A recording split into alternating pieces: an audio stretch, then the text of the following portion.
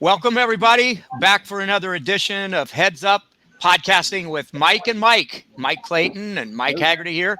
And we've got some very special guests with it joining us today. JD Robbins, who's down in Florida, been coaching for most of his life. And easy. That's a long time. He's sort of like me. That's a real long time. And Mike Hatcher, who's the state chairman in Tennessee. And so really excited about just kind of getting some insight about what you guys are doing at the present time, and certainly driving some coaching conversation. Mike, good to see you. We've been talking a lot recently, but we haven't had a chance to really see each other or talk face to face, or even on a call like this. So it's good to have you back, Mike. Good to see you. Yeah, good to be back on. And again, I know we've got a lot of mics jumping around today. Why don't we just call me Hatch? All my friends call me Hatch. So let's make we could confuse you then we call you Hatch and I'm Hag, so that now we're all messed up again. There we go. He did say friend, so okay, Mike, go ahead. Very well done. Okay. All right, JD. It's already starting to get a little sharp in the room. I guess so. I didn't know when I walked in here. Well, this is great because I grew up in Iowa, not too far from where Hatch grew up. So I got to watch him and his brother growing up, wrestling around Cedar Rapids Prairie. So I've kind of gotten to join in from, when they were like growing up in the system and knowing them from their success as youth wrestlers. What's really cool is, Mike, you've coached youth levels, you've coached high schools, you've coached regional training center, you've coached clubs, you've coached at the collegiate level on many different locations.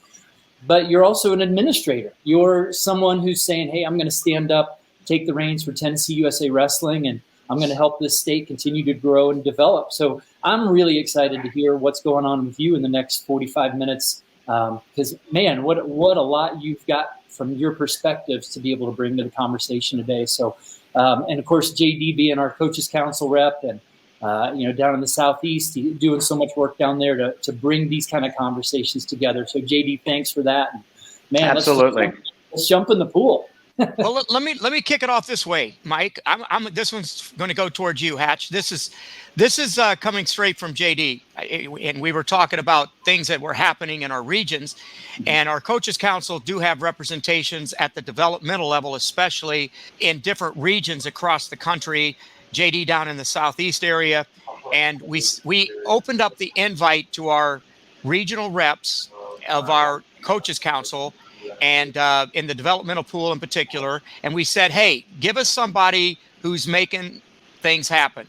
And immediately JD responded and says, hey, we need to talk to Mike Hatcher. Tell us what the heck's going on that is happening big in Tennessee.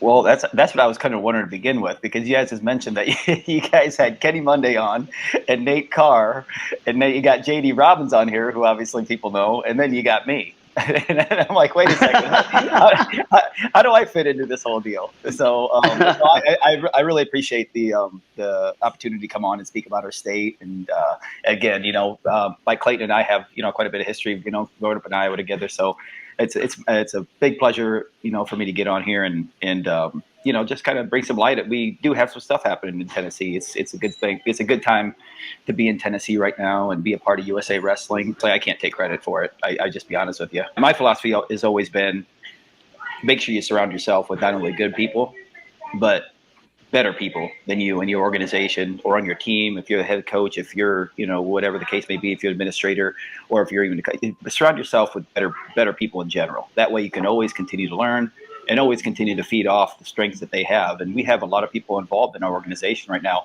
that just have a lot of strengths. We have the owner of a monster yacht company, Shane Chittum, who also runs a Boom Ranch Wrestling Club. He's producing All-Americans consistently out of his little 8 to 10 team, little gig out of there. And we have some really, really strong pockets of wrestling in the Chattanooga area that have grown out of this, whole tradition that they have there. And we also have some areas like in Memphis and Middle Tennessee that are really, really ramping things up with not only new coaches, but also old coaches that are jumping on board with USA Wrestling and getting involved in the organization. I was a state chairman before I moved out west with John Cerritos and coached with him at Grand Canyon and at Cal Poly. I was our state chairman in Tennessee for about, I think it was 5 years when I was at University of Tennessee, Chattanooga. And it was a much, much different landscape at that time because I had some good help, but I just didn't have a lot of help.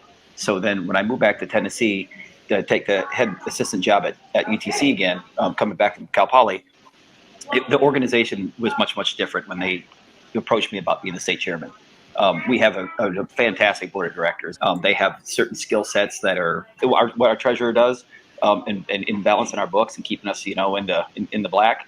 I couldn't do that. What we're doing from a coaching development standpoint, we got a lot of people that are getting involved here that are keeping up with the current rules, keeping up with the current techniques, and just are better at relating to kids, of this age. So it's just about us getting the best people that we can involved in the organization and putting them in the best places, and me just kind of sitting back and, I don't know, shaking a few hands and kiss a few babies and just making sure that people are doing what they, what their strengths are, and then, and try not to screw it up. Really, yeah. It's Mike, good. you really answered. You sort of answered the next question, because I was going to segue into just give us briefly in your mind and expand on what you see as a role for a state chairperson. Well, I think that, like I said, I've been involved with USA. I've always been involved with USA wrestling. I mean, ever since I graduated from Iowa in 1996, I took my first teaching job, and coaching job, and I immediately got involved with the USA, the organization in Iowa, just because, honestly, because Coach Gable said that you need to get involved. So you always need to be involved in USA wrestling. So I was like, all right, well, I mean, yeah, I better continue to listen to Coach Gable. So I helped Mark Ryland out for a while there, and he's the one that kind of got me involved there. And since 1996, which is quite a while ago, I continued to get involved through Florida. That's how I met JD and their national teams. I was on their board of directors for about 6 years, I believe. I was down there, and I think one of the big thing is I think it differs from state to state, because obviously, when my situation in Tennessee is much, much different than the situation in Illinois. Their numbers they're just, the interest of wrestling there is just at a different level, and same thing with like a state like Iowa, or a state that, like Ohio that Chris has. I mean, it's just a different animal. We're at the grassroots level of really kind of promoting our sport nation or throughout statewide. There's a lot of competition out there between different organizations, within the state, as you guys well know. You got AAU, you got My Way, you got all these different things. And I think we're in a state that it's not real healthy for us in our participation to be always at ends with all these different organizations. We try to really kind of work with the state association from the TSAA standpoint, which is our folk style, and from the women's side and the men's side, and it's from the high school standpoint. We work with the AAU, making sure that our kids in our state have opportunities in their end, but also making sure that, listen, we have a lot of opportunities here at the USA level. So I think if our memberships are growing and AAU's memberships are growing, and the TSSAA, the high school association, and those numbers continue to grow, then the sport of wrestling in Tennessee is just growing in general, and more opportunities going to continue to be provided, because not only we're going to get more kids involved, we're going to get more coaches involved, but we're also going to get, just more people and more bodies involved in the sport. So we kind of got to do more of an introductory type of thing to a lot of parents, to a lot of kids, and that's kind of a lot of the roles that we've taken on, I think, as a state association. You almost have like a dual citizenship, right? Because here's this Iowa guy, right, with all these Iowa ties. I mean, you work with Daryl Weber, right? Like I wrestled Daryl in high school, right? Like the Gable connections, like you've got all these Iowa connections, and then all of a sudden you get transplanted to Tennessee, right? You're coaching there, and now you're a staple in there, right? People know you. You know these people. You know what it takes in that state. How important are these relationships from both of these kind of Mike Hatcher lifestyles, right? Like, how important are both of those sets of relationships? I think that's probably. I mean, I don't know. I don't think I know much about wrestling. I mean, but I don't know how good a wrestling coach I am. But I think I'm pretty good, like, with people, and I'm good with building relationships. I think that's probably one of my strong points. So, I have jumped around just my lifestyle. I mean, obviously, going to be 49 years old next month and single and no kids. So my God. I know, right? So, but I have the opportunity to kind of spread myself a little thinner than most people, that get involved in sport at an administrative level, because I think probably I bring a little bit different dynamic to it. Most guys my age are probably married, they got kids, they got, they have their own team or whatever. Me, I'm literally I'm a nomad right now, and I'm just kind of floating around the state right now in Tennessee, kind of help. I'm in Middle Tennessee for the next couple months, running a 2-month training session because I've always wanted to participate in the development in Middle Tennessee, because I knew that we have the numbers here, but I think we just need, consistent growth from a coaching standpoint, and also just getting the better kids in the area together to train together. So I'm trying to do my part here in the next couple months to do so. Yeah, I think the relationships are huge, just because, it's important for me to be able to call Mark Ryland in Iowa and see, hey, this is, what do you guys do in that state? Or even, the time that I spent in Florida, I called JD consistently. We and JD talk quite a bit. I mean, he's been a huge mentor of mine, not only teaching me from the Greco side, but just in coaching in general. So he's been a huge resource for me. And then bringing that type of information back to Tennessee. And then even like a guy like David Gonzalez, who's the state chair from Arizona, who I was getting involved in the organization with out there the year that I spent at Grand Canyon. He gave me some great ideas at Fargo last year that they do from, in Arizona. So, we're not trying to reinvent the wheel. We got a little bit different dynamic, I think, in Tennessee. But there's no reason that I can't bring really good Iowa ideas, West Coast ideas, Florida ideas into Tennessee, and just kind of make our own, kind of system that's going to benefit our kids.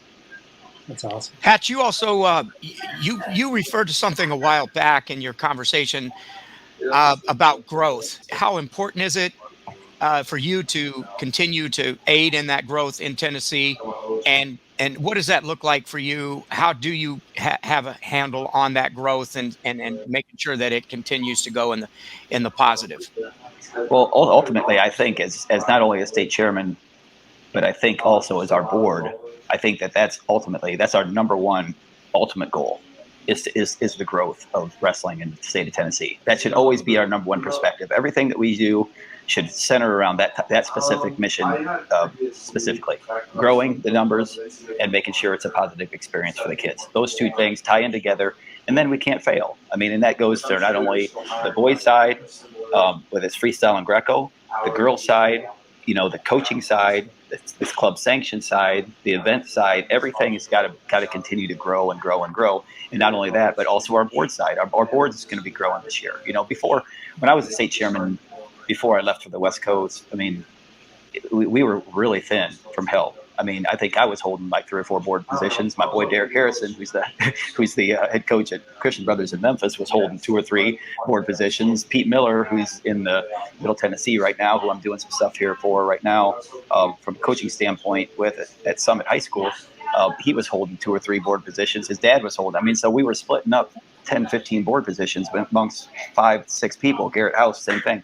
West Tennessee. Now we have these board positions, on the boys' side. We're going to replicate that on the girls' side because we think that there's just a monstrous amount of growth on that side. And we really, not only do we need to do it, we really, really want to do it as an organization. And so, like I said, we're just getting more help and better help, people that are really, really good at certain areas of helping out the organization. We just got to continue to place them in that way. And why? And like I said, why are people helping? Why do you see this growth in volunteerism? Because right, without volunteers, USA Wrestling doesn't exist. Right? Exactly. There's 40 of us in the office in Colorado Springs or sprinkled around the country. And we get a salary, but at the end of the day, it's the volunteers that make us tick. So why are these people jumping in and helping it, and why should other people keep doing this too?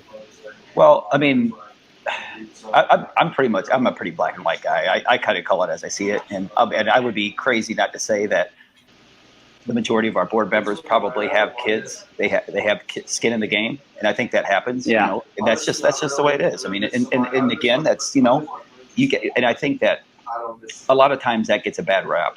I think that they say, "Well, he's just in it because his kid's in it." Well, no kidding. I mean, I think that you can look at that and you can say that's a bad thing, but you can also look at it as a good thing, because if you're doing your job as an organization and you're continuing to grow the numbers, well, if they're in it, if the board members and the people involved in the organization are in it because of their kids, well, the more kids you get involved in the organization, the more people you're going to have helping out in the organization, whether it's because of their kids or they're helping out because of kids, or if it's like me, who just Coach Gable told him 20 years ago that he needs to help out, and he's still in it. That's, you're getting those type of people, and that's kind of where we're at. So looking at our board right now, I think myself, my vice chairman, we don't have, kids. I should say we don't have skin in the game, because he's an actual high school coach. My vice chairman is Nelson Shirley from Memphis.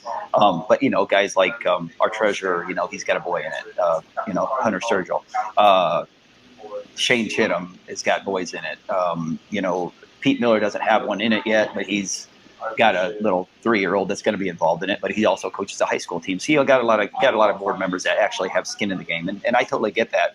But at the same time, you're going to have some people kind of walk in and out that are just there to help wrestling. So JD, like Mike and Hatch, like throw this as a communication. Is this the health of a program or the health of the state based on what kind of volunteerism you get? Is that what drives the ball? I think so. I think that if you listen to what Mike said at the beginning of the show, Hatch said at the beginning of the show, that he surrounds himself with good people. He's being modest because he surrounds himself with a lot of people in the right spots, like the girls program he's developing. That's incredible. So he's taking the people that have that strong point there, that have, we'll call it skin in the game, or have a battle interest in that, and he takes those people, he segues them. So he's got all these little pods. By splitting up his state like that, it was huge. Okay, so he does an incredible job of finding everybody's niche and getting everybody to buy into what they want to do and not feel left out, and they take ownership of it, and you get performance out of a volunteer. Because, you know, if you're not drawing a check, then, you know, you got to have some sort of passion. Not everybody's like us that just says, hey, I'm going to give the next 50 years of my life to wrestling. You know, because well, Dan Gable didn't tell me to, I just decided to. But you know, that's kind of where Mike's strong point and why they're growing so well. Mike, that's what I really feel. That he's got his right people in the right spots. So Mike, Hatch, you might want to speak a little bit to your girls program, what you have done there, because I think that's, you know, speaks volumes of what you've done there. Their schedule from a competitive calendar standpoint is 100% totally different than the boys' side. We try to get as much participation as we can out of the duels. You know, we try to fill all of our dual teams. Like when I first took over, I mean, it was probably almost 10 years ago. You know, we sent one dual team. We sent one dual team. It was a cadet team that was in Missouri at the time. I think the cadet duels were. And then the next year we added both, and then we've been taking all 3 duels for ever since then.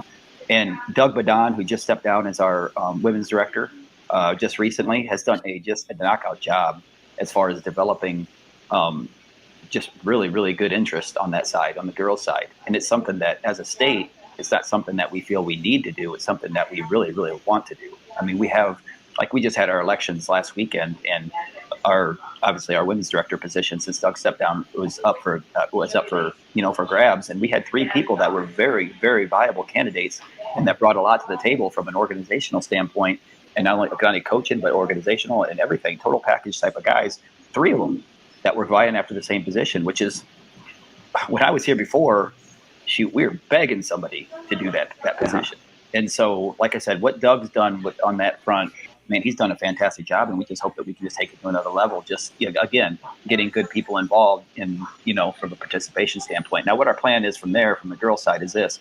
We've got to have somebody that's in charge of not only organizing travel, you know, organizing whatever, hotels, budgeting for gear, you know, fundraising, all that stuff. So we've really almost got to duplicate what we have on the boys' side, which was basically covered the whole organization. And we got to kind of do that for the girls' side as well. So now, not only we have a women's director right now, but we have our planning meeting, our board directors planning meeting this weekend, and now we're going to go ahead and set positions for them as far as, okay, now they need a north director, a south director, an east director, a west director. They need a 16U director. They need a junior director. They need a coaching development director, you know, or whatever we title that, maybe a fundraising coordinator. And we'll obviously keep the treasurer, the secretary, that type of stuff, you know, under one umbrella covering both sections.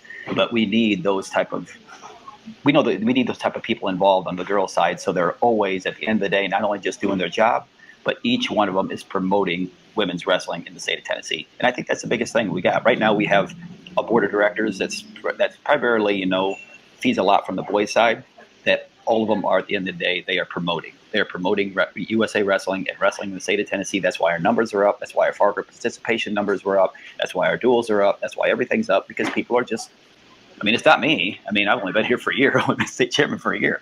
It's people that are getting these kids, you know, to the right places. The amount of kids we have right now that are wrestling at high levels on the national level. I mean, like a Cooper Hilton, who is a double champ at the Pee Wee level, the UWW trials. Cody Chittum, who is not ranked number 1 in the country, out of a little Boom Ranch wrestling club in Tennessee, ranked number 1 in the country, going to Minnesota, the year after next, committed to there. Like a kid like Cooper Flynn, who's 6-time Fargo All-Americans going to Virginia Tech. And kids like that, we haven't had a whole lot of kids like that operating on the national level like that, but now we are starting to have not only just ones every now and then, but consistently. We have 2 guys on the U23 Greco team from Tennessee, Nick Boynton and there we go. Near and dear. Yeah, speaking your language now, huh, JD? Yeah, now I woke back up. I'm awake now. Yeah. But we got Nick Boynton and Tommy Brackett, who are both on the U23 Greco team from Tennessee. And we had another Tennessee Greco junior national champ this year, Dane Dalrymple from Memphis. So, good things are happening, and I think the more that we continue to blast that out, and the more people that we get involved, like I said, not only just because you guys know how it is. Mike, I can tell Mike and Mike, you guys are. If somebody says something about USA Wrestling, your eyes light up because you guys are passionate about USA Wrestling because you work there, because you've been given to the sport for so long. The more people that I can get involved in USA Wrestling in the state of Tennessee will not only help us, keep our organization running, but they will talk positively about our organization. And that's, at the end of the day, that's the big thing right there. Hey, JD, we're going to give Mike a break just for a second. We've exhausted on him a for the roll. last 25 Hey, minutes. listen. My mom's Filipino. I've been on this call for 25 minutes, and I probably give out 50 minutes of information because I talk so fast. I love it. You're gonna have to. Hey, I've been taking notes on my phone for the last 25 minutes, brother. Yeah, good luck with that one. You have to be typing fast on that one. JD, okay. Bring us up to speed on yourself. I think it's really important for people that are watching this to get to know our Coaches Council members. And that's actually who sponsors this particular podcast. Our Coaches Council, our intention is that progressively over the course of the next several months is to weave some of our Coaches Council members into the discussions, getting them on the podcast. Bring us up to speed on yourself. I mean, you started, I first met you years and years ago when you were with a California delegation. You moved down to Florida. You've built, a heck of a powerhouse of Greco kids down there. Your influence in our Coaches Council and USA Wrestling over the years has been, so valuable. Give us a little bit of who is JD Robbins? Well, that's a good question. As I get older, sometimes I look in the mirror as I'm shaving and wonder who that guy is anymore. But it's been a challenge as of late, with the coronavirus hitting us. I had 2 facilities, and I ended up, one was a regional training center, and then one was what I had just for a club. And I ended up closing both up. And I'm now at OBJJ, which is one of the largest gyms in the state of Florida for mixed martial arts. And we have 4 mats down that I have wrestling on. We bring the senior level guys here. Alan Vera, who just made the United States World Team, trained here. We have other people training here. So that's what I primarily work with. I'm working with the senior level athletes. I still have junior athletes as far as high school age guys, but I don't dip too much now into the little kids. I left that to my son, who took over the club, the Florida Jets. He's still doing that, my oldest. But that's kind of where I'm at. I'm your Southeast regional rep. I was in I don't want to say the number because then it really is bad, but I've been coaching a long time. And yes, I took my California team and did a jazzercise routine with the Missouri team. And at that time, it was Mike's ex that did it. She did the routine for us. And that's in the days we invented the duels. We invented the duels. Okay. We did. Let me tell you, because I would bring California out early, and we would have duels with Mike and whoever else came out early. And we started having duels before anybody even thought about having junior cadet duels. We'd go out early in Iowa, went out early in Missouri, and had duels with each other and the teams. And that's how we got started. But it built a great kinship, and I have known Mike forever now and a day. You notice I keep avoiding numbers, like how many years. Are you avoiding 4 years? I'm avoiding. Yeah, I lost a lot of weight. That was good, so I can live a little longer, to coach a little more. And I'm really happy. I love living in the great state of Florida. So And that's what I also was coaching at UCF. I just stepped down from that. That's a club. So the club works out here as well as senior level athletes and our high school age kids. So life is good in Florida for JD Robbins, and I'm always here for anybody in the Southeast who needs help. And you can see what a good judge of character I am by bringing Mike Hatcher on. He was good enough to bring me up. I went up and worked their Greco camp up in that wasn't Nashville. Where were we at, Mike? No, where was it? Cleveland, Tennessee. At the Cleveland, Tennessee. I'm in Cleveland, and I went up and I did the Greco portion of his national team camp, which is great. It's always fun to get in there with Mike, and then the extracurricular activities we get into afterwards is always fun as well. So, JD, what do you mean by that, JD? I've got to compliment JD. I've got to compliment you on your choice of friends and your acquaintances and who you hang with. Mike Hatch, I'm not so sure. I'm not so sure.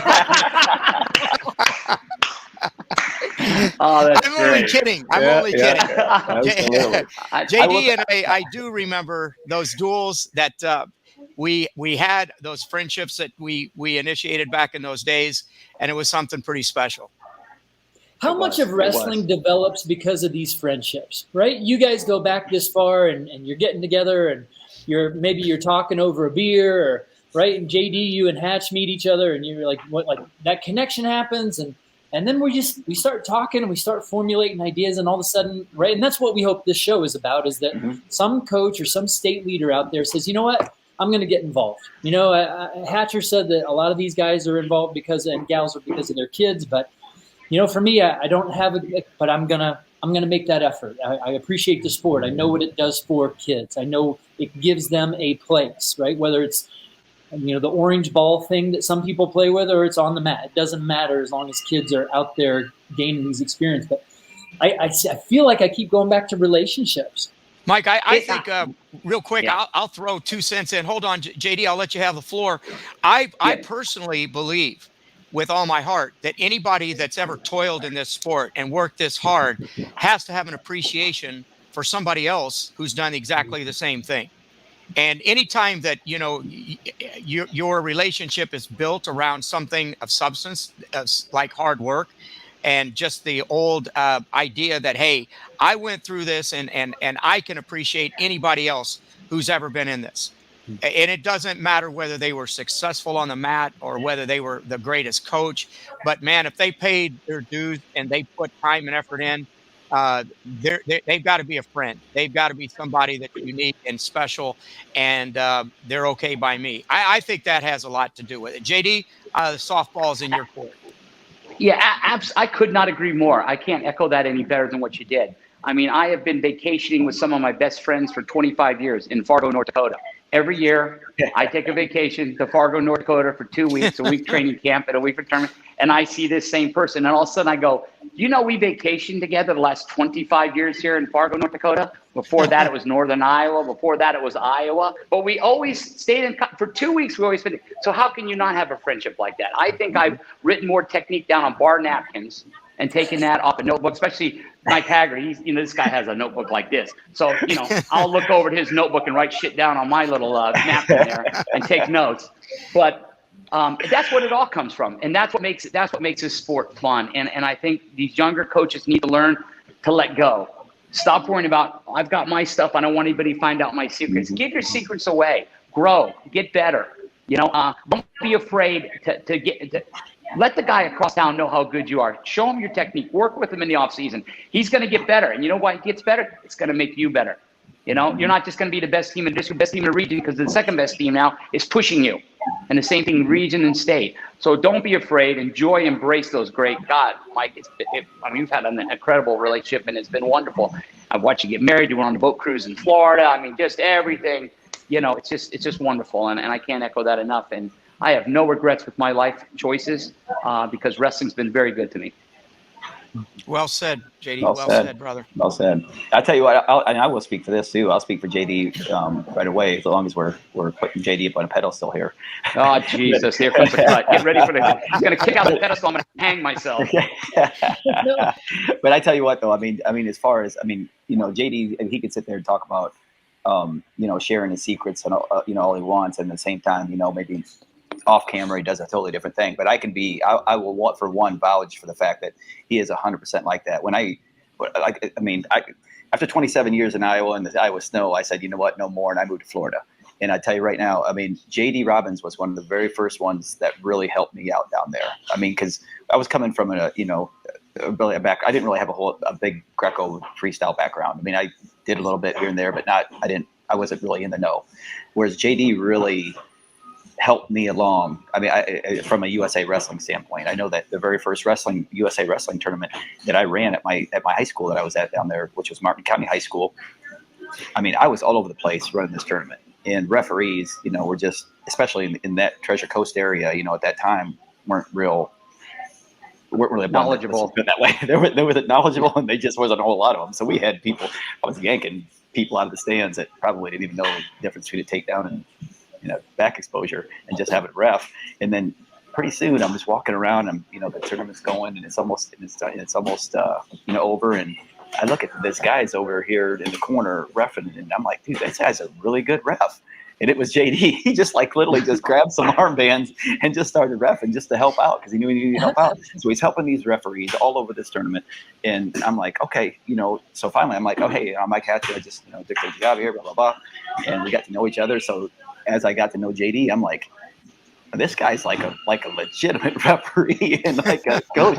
He did not have to do that at all. And like I said, I mean, he's been everything that to this day that I show from a Greco-Roman standpoint came from JD Robbins. I went and spent probably I think 3 or 4 days, me and Josh Boskin, JD, down with you and Jason. Yeah, down we did all Greco all day. When I first got to Chattanooga, I was running a club out of there.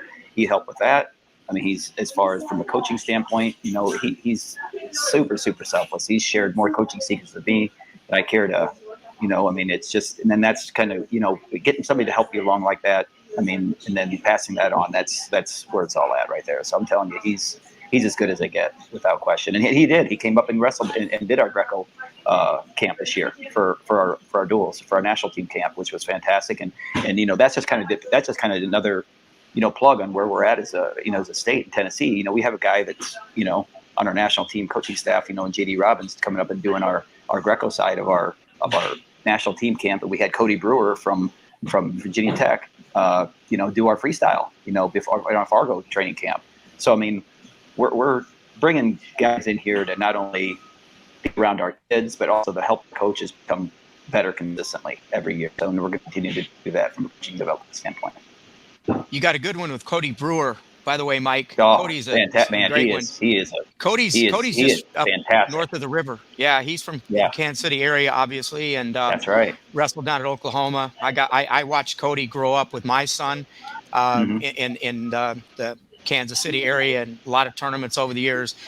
His brother Dustin doing a fantastic job coaching at Liberty High School, won a couple state titles in a row. Just some real quality people. And it goes back to what JD was saying about, surrounding yourself with great people, and bringing a guy like Cody in to do that. Well, that was strange how that happened, because I'm really good friends. I'm good buddies with Tony Roby, head coach at Virginia Tech. And this has never happened to us in the past, like our state. So this is what kind of perked my eyes and attention up. Tony got a hold of me and said, "Hey, Brewer wants on your Tennessee staff. You mind?" No, no-brainer. I think that should be okay. Yeah, I think that'd be okay. I think we could find some use for him. So, and that's never happened in the past. Like I said, I was the state chairman before. I was our Division I coach. I was the volunteer coach at UTC, and I was on the staff because, I was on the staff. So we didn't have these Division I coaches reaching out to us and wanting to get in our staff and help out and stuff like that. So, and I tell you what, Cody, for as young as he is, from a coaching standpoint, man, oh man, he did a knockout job at our camp.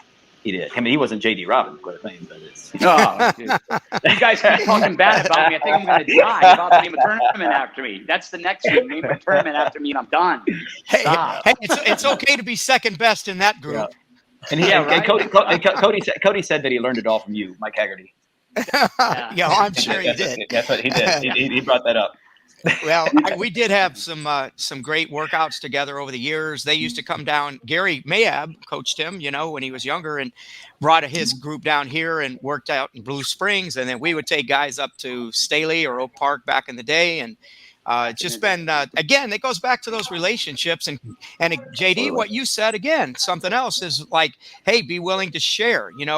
We didn't have any secrets amongst ourselves. I mean, it was just a matter of trying to grow the area and grow kids, and may the best man win. And sometimes we won and sometimes they won. So this is how weird it is for Hag and for Mayab, is that the big rivalry, right? And Gary had told us that he was in the bathroom before the duel, standing at the urinal, getting ready, just right before he walks out.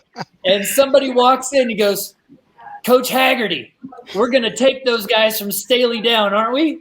And Gary's sitting there like, how do I explain to this guy while I'm using the restroom that I am not Mike Haggerty? I am actually Gary Mayab, the opposing coach, getting ready to go out and do battle. And he goes, "We sure are." That's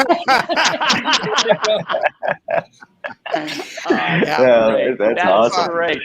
We actually, I'll tell you one even better, and not to steal the time away from our wonderful guest, but it was several years ago. I get a big box from USA Wrestling, and it's really, really heavy.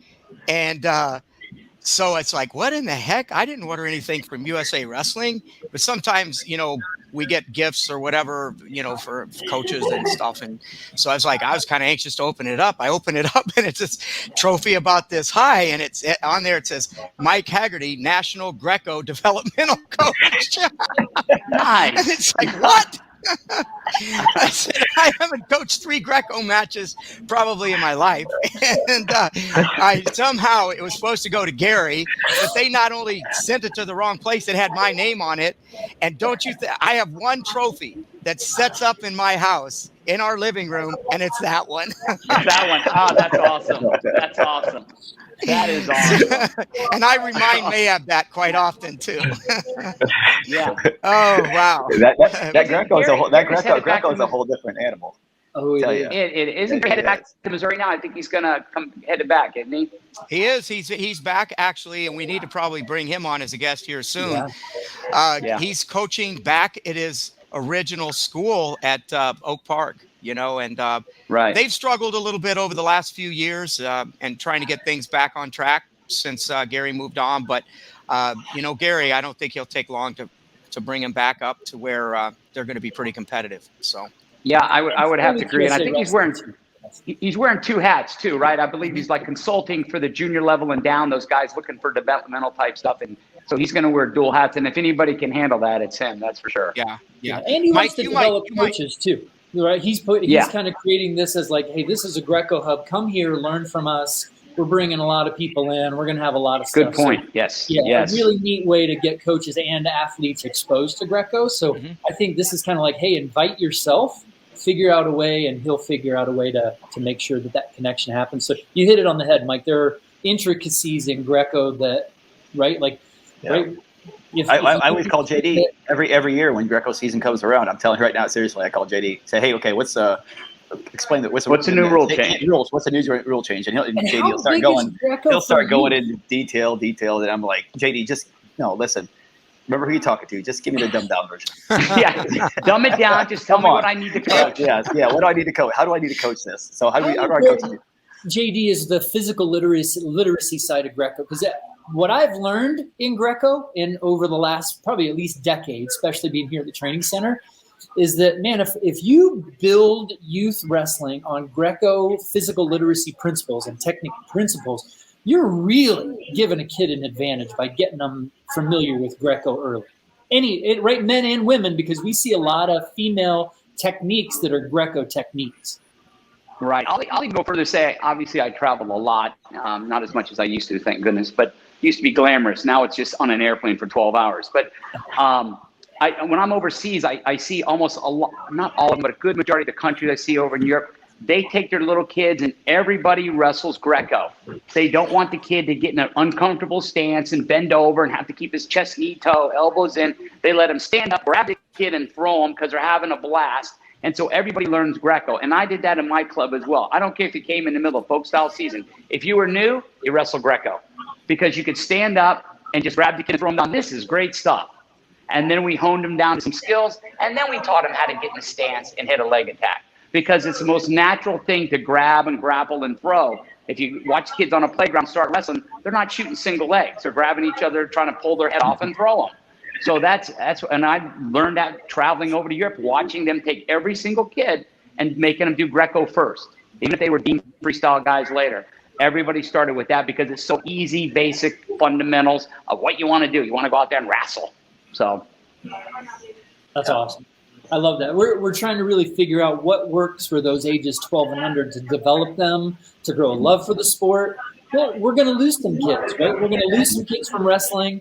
We hope we gain some kids from soccer and football and other sports where maybe it doesn't work out for them. And so we just want to make sure that if we're pushing kids into other sports, that those other sports know, where did this kid get their physical literacy? Oh, they got it in wrestling. So we want more wrestlers to participate with us in soccer and other things too. We want to keep building that reputation for wrestling and the values of those kids too. So this is awesome. I love it. Yeah, it doesn't take much for youth coaches to realize that a kid wrestled. I've had kids that they come in and say, well, he needs to wrestle. The dad and the mom are really into football, cardigan sweaters out Sunday, and the kid doesn't play a play, okay? So we put him in wrestling, okay? He wrestles a year and a half, and all of a sudden he comes up and they're going to tell me he's going to quit wrestling. I said, why is he going to quit wrestling? Man, you should see how good he is now in football. He's like the star of the team. He didn't even used to play. I said, well, how do you think he got that way? The wrestling, why are you going to take away? Oh, but he's like the best now. He can hit, he runs, he's aggressive. And it amazes me that mom and dad get so swept up in what they wanted with the football that they didn't realize he had to play 4 plays a quarter. I think that's the league rule when you're under 10. And that he barely played that. He ran off on kickoff and get off the field, fat little Tommy. Now fat little Tommy's a monster, but he was learned how to wrestle, and that's where he got his confidence from. So, Mike, you can't believe how that speaks volumes on what we do. If you wrestled in life, everything else is easy. Yep. Mike, if we could just for a moment, I know there's a lot of things that are going down. We just had our World Team Trials, which is an absolutely fantastic event up in Lincoln, Nebraska this past week. Saw some amazing wrestling. But I want to speak specifically about things that we have on the calendar with our Coaches Council. And that would be, I think, the Silver College coming up in Kansas City. Do you want to bring, let's talk just a moment about that, and then we'll wrap this up with a few last words from our guests. How's that? You bet. Yeah, we're going, Silver College is going to be in Kansas City, Missouri at Oak Park High School. It's going to be October 1st, 2nd, and 3rd, and it'll start at 3 p.m. on the 1st, and it'll be done by 3 p.m. on the 3rd, so it gives coaches a chance if they're driving distance or if they still want to fly in, fly out, and save some nights. Hotels are great. There's about 50 hotels within 6 miles. They're booking for about $100, $110 a night. Book early because the fall draw is that same weekend. So there's going to be a lot of teams coming into the area for hotels and stuff like that. But we're really excited. Again, Gary Mayab is going to be setting a lot of that up. Mike Haggerty's presenting. We're working with a lot of other great folks to get them in and present. So just really excited about getting an in-person Silver Coaches College back after all of the COVID stuff in a couple of years. So it's just really good to be back in front of our folks. We will be in masks though because of COVID restrictions. But hey, I'll take a mask and 50 coaches. Absolutely. Yep, absolutely. Exactly. Absolutely. And Mike, just a quick question. Is it true that we could assume that a lot of our coaches' colleges and things like that may be in remote areas, like moving them into Kansas City because of some of the even stronger restrictions out at the OTC right now? Yeah, we definitely have a lot of restrictions at the OTC, and that's something that we have to be mindful for. This is why it worked out so well. We've got Gary, we've got a beautiful facility, we've got the support. Right, that's what we know we need in wrestling. We may be looking to try to at least once a year move that a little bit more. The summer one is always at the World Team Trials or the Olympic Trials. So we always have our hotel facility or a high school or college in that area. But for this fall clinic, it might be a little bit more on the road in the future. So really neat opportunities to bring this to the coaches instead of making the coaches come all the way to us. Mike, I hope your wheels are turning. We come here to Tennessee. I got a lot of connections in Tennessee with the Simpsons, so we're good. Great people there. Great people there. What a Absolutely. family. Absolutely. I was very blessed we're to go coach looking at, we're looking at doing a lot of things in Tennessee. We really are. Actually, I just met with, like I said, I'm fortunate enough these days. You mentioned Darrell Weber before, Mike Clayton, and I actually work for him and his brother now, Lee, for Textile Wrestling. So I'm loving my job. I can work remotely, so I may be here in the States or I might be in South America, who knows? But great info. But yeah, it's great, and I really love it because I'm able to, it's a coaching, tool. People, ask us questions and we help them out. Make it better coaches. So it's great. But I'm able to now kind of spend a little bit more time on helping our state development. From border to border. I'm spending a couple months here in Middle Tennessee. I'm probably going to spend a couple months in Memphis. I'll spend a couple months in East Tennessee, and just developing those type of relationships. And then also not only that, but also developing relationships that are going to help with hosting events. And like you want to host some Nashville. I mean, Nashville is a really big hotspot right now. I just met with Ed Duncan from North Carolina. He's the beach wrestling director. I didn't realize how big of a sport beach wrestling was and how it's becoming. So now we're looking at, possibly doing, an event here and adding something in Tennessee. I mean, Tennessee is becoming, between Nashville and the Gatlinburg Pigeon Forge area, it's becoming a huge tourist area. So there's no reason in the world that we can't be bringing, events, people, just participation here within our state. And, I think we got, the right people in place right now to really help kind of push that forward and really start bringing some good stuff here to the state. I'd like to hear the last words, JD and Hatch. You guys give us the last words and we'll sign off after that. Well, I wanted to echo that, Mike, real quick. I think it's important what Hatch said. When you start bringing events like that into your state, people that have never seen a national event get to go watch it. They get excited about it. They want to get involved. They want to help. And the kid aspires, hey, I want to be like that one day, because they see it on the computer, but they don't ever physically see it. And I think that's great. I know in California and in Florida, I brought the U.S. Open to Disney when my first year I moved down here, and I held the squaw back in the day, nationals out in California. And then we hosted the Greco qualifier along with the cadet duels out in Daytona Beach, which I should have put beach wrestling in with that, by the way, Mike. Actually, that would have been a good sell. But I think when you start doing that, just the people on your board and the people in your community, wrestling community, start getting excited that you're important enough to host something like that. And let's take our kids to the next level, let's take our state to the next level. And Mike, you guys, thank you so much for having us. You guys, man, I can't thank you enough for what you do for our sport. You guys are persistent. I love it. That's what's great about you. And you, gold star for what you do for our sport. I thank you from the bottom of my heart for everything you do for the sport. Dude, I couldn't say any better right there. I mean, I tell you what, like I said, Mike and Mikey, this is fantastic. I really appreciate the opportunity to be on and not necessarily just to, give the ideas that I have as state chairman, because really, honestly, probably 99% of them aren't even mine. They're from the people that surround me, the better people that I've gotten, involved in our organization and that have brought these ideas to the table. And that's kind of that's the reason for our state's doing success. I'm just, like I said, I'm just shaking a hand here and there and kissing a baby here and there. And I'm letting my people that are smarter than me, better than me in everything else and all those areas just do their thing and let them go about it and the best we can. So, but I really appreciate the opportunity to come on here and kind of highlight our state. And we do have some good things. We're not there yet, but we're definitely, we're doing better and we're going to continue to keep cranking away. Well, we appreciate it. It's great to reconnect too, Mike. I'm Absolutely. sure this will help us continue to move coach education in Tennessee further as well. And so thank you for helping me get the ball going and maybe being a little bit more active within your state too. So we all need those reminders, and we've got good, yes, we do, to make sure we're doing that. So thanks. Yeah, absolutely. JD, Hatch, man, it's been an honor, a pleasure to be able to have you guys on. This is one of the most fun times I've had on our podcast. Just having open, fun type talks and just shooting from the heart. Fantastic information.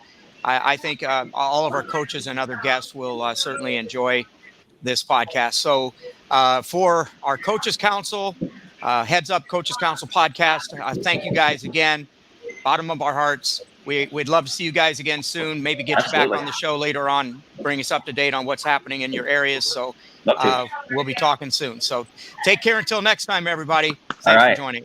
Guys, thanks a lot.